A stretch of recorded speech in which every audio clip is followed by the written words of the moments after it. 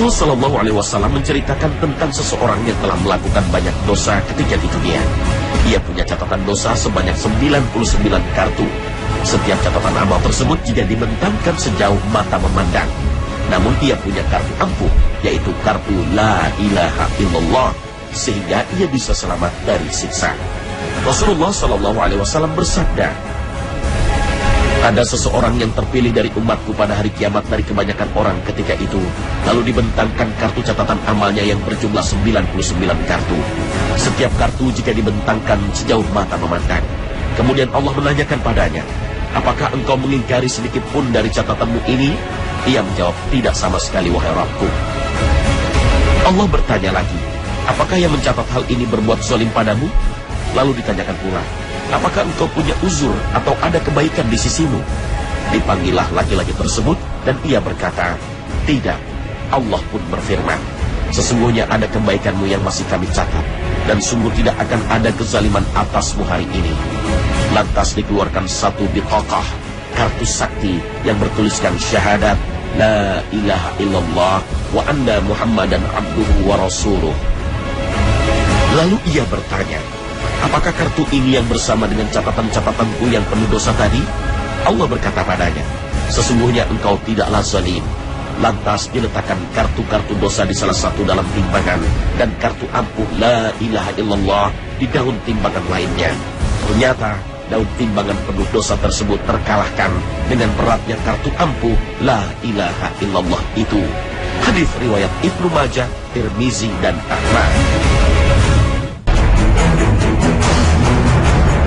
Assalamualaikum warahmatullahi wabarakatuh. Amal demi amal telah dihadirkan dan dipertanggungjawabkan. Allah Maha Pemurah. Dia Maha mengetahui bahwa manusia terdiri atas darah dan daging serta dari jiwa, akal, dan nafsu. Allah juga Maha mengetahui bahwa ada setan yang selalu merayu dan mengganggu manusia. Karena itu Allah Subhanahu wa Ta'ala masih menoleransi orang-orang yang melakukan dosa selama beban dosanya tidak lebih berat dari beban kebaikannya. Maka Allah memancangkan timbangan.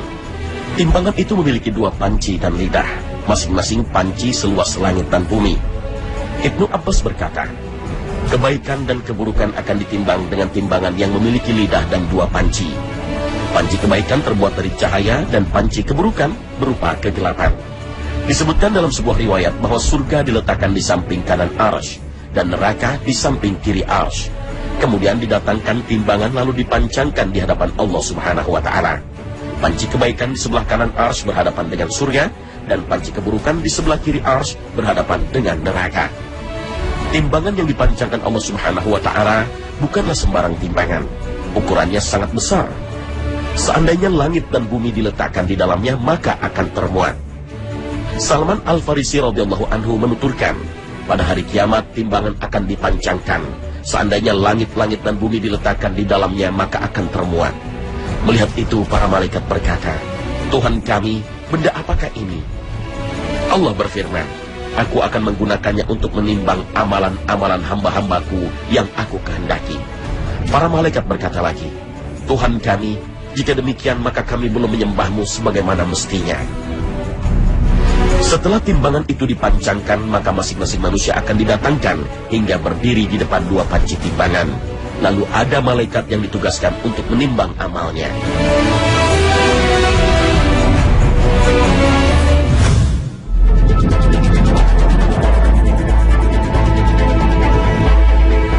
Timbangan yang dipancangkan untuk menimbang amal manusia benar-benar sangat tepat dan sangat akurat, sehingga seseorang di hari itu tidak akan dirugikan sedikit pun.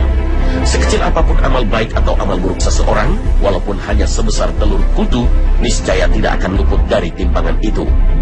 Timbangan itu memiliki standar ukuran zarrah atau biji terkecil, bukan kilo atau gram, sehingga memiliki kepekaan yang sangat tinggi. Dengan timbangan itu akan terlihat nyata setiap kebaikan dan kejahatan yang pernah dilakukan selama hidup di dunia. Ada kebajikan yang tampaknya sangat kecil, tetapi ketika ditimbang di atas neraca keadilan di hari kiamat, mempunyai daya berat dan nilai yang sangat besar sekali. Begitu juga kebalikannya, satu kebajikan yang kita rasa sangat besar, boleh jadi ternyata nanti mempunyai daya berat dan nilai yang sangat kecil sekali. Begitu pula dengan kejelekan atau kejahatan. Seseorang yang bersedekah sekilogram beras di saat harga beras membumbung tinggi kepada seorang melarat yang tak berdaya mempunyai nilai yang besar sekali. Mungkin melebihi nilai derma sebesar jutaan rupiah, tetapi diiringi dengan perasaan riya. Disebutkan dalam hadis sahih bahwa seorang laki-laki diampuni dosanya karena suatu kebajikan yang tampak ringan saja, yaitu memberi minum anjing yang hampir mati kehausan pada saat panas terik. Pernah pula, seorang laki-laki diampuni segala dosanya oleh Allah karena dengan ikhlas mengangkat sebuah duri dari tengah jalan agar jangan melukai kaki orang yang sedang berjalan.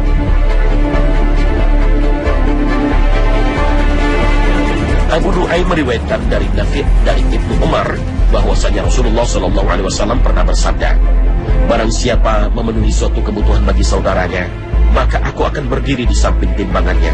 Jika sisi kebaikannya lebih ringan, maka aku akan memberinya syafaat.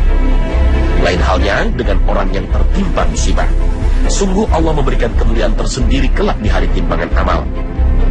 Di saat kekhawatiran dan ketakutan menyelimuti seseorang saat ditimbang amalnya, orang tersebut tiba-tiba dikejutkan dengan fakta yang tidak diperhitungkan sebelumnya. Ternyata musibah yang dialami seseorang justru meringankan timbangan di akhirat. Nabi SAW pernah bersabda, timbangan-timbangan akan dipancangkan pada hari kiamat. Lalu para ahli sholat didatangkan dan dipenuhi pahalanya sesuai timbangan. Para ahli puasa juga didatangkan, maka mereka pun dipenuhi pahalanya sesuai timbangan. Kemudian didatangkan para ahli sedekah, maka mereka pun dipenuhi pahalanya sesuai timbangan. Lalu didatangkan para ahli haji, maka mereka pun dipenuhi pahalanya sesuai timbangan. Lalu didatangkan orang-orang yang biasa tertimpa musibah, maka timbangan tidak dipancangkan untuknya. Buku catatan juga tidak dibuka di hadapannya. Sebaliknya pahala akan dituangkan ke atasnya tanpa hitungan. Hal serupa juga diriwayatkan oleh Abu Nu'aim dari Ibnu Abbas radhiyallahu anhu dari Nabi SAW. Beliau bersabda, orang yang mati syahid akan didatangkan pada hari kiamat, maka timbangan dipancangkan. Lalu didatangkan pesedekah, maka dipancangkan timbangan. Lalu didatangkan orang yang biasa tertimpa musibah, maka tidak dipancangkan timbangan untuknya. Sebaliknya pahala dituangkan kepadanya, sehingga orang-orang yang dulu sehat walafiat berharap tubuh mereka dipotong-potong karena besarnya pahala yang diberikan Allah kepada mereka. Husain bin Ali radhiyallahu anhum pernah bertutur, kakekku SAW pernah berkata kepadaku, anakku, kamu harus qanaah, puas, agar menjadi orang yang paling kaya, dan kerjakanlah amalan-amalan fardu, niscaya kamu akan menjadi orang yang paling beribadah. Anakku, di surga ada sebuah pohon yang bernama pohon balwa. Nanti pada hari kiamat orang-orang yang biasa tertimpa bala akan didatangkan, dan timbangan tidak akan dipancangkan untuk mereka. Tidak pula akan dibukakan buku catatan amal. Sebaliknya, pahala akan dituangkan kepadanya. Beliau SAW kemudian membaca, hanya orang-orang yang bersabarlah yang disempurnakan pahalanya tanpa batas. Abu Umar menyebutkan tentang maksud dari firman Allah Subhanahu wa Ta'ala, dan kami meletakkan timbangan keadilan pada hari kiamat. Bahwasannya amal seseorang laki-laki akan didatangkan dan diletakkan dalam panci timbangan pada hari kiamat. Lalu panci kebaikannya lebih ringan, maka didatangkan sesuatu menyerupai mendung atau awan, kemudian diletakkan di dalam timbangannya, maka panci kebaikannya berubah menjadi lebih berat. Dikatakan kepada orang itu, tahukah kamu apa itu? Dia menjawab, tidak. Dikatakan lagi, itu adalah ilmu yang dulu kamu ajarkan kepada manusia. Imam Ahmad meriwayatkan dari Wahab bin Munabbi tentang firman Allah, dan kami akan meletakkan timbangan keadilan pada hari kiamat, bahwasannya dia berkata, sesungguhnya amal-amal itu akan ditimbang sesuai dengan kondisi terakhirnya. Jika Allah menghendaki kebaikan bagi hambanya, maka dia akan menutupnya dengan kebaikan.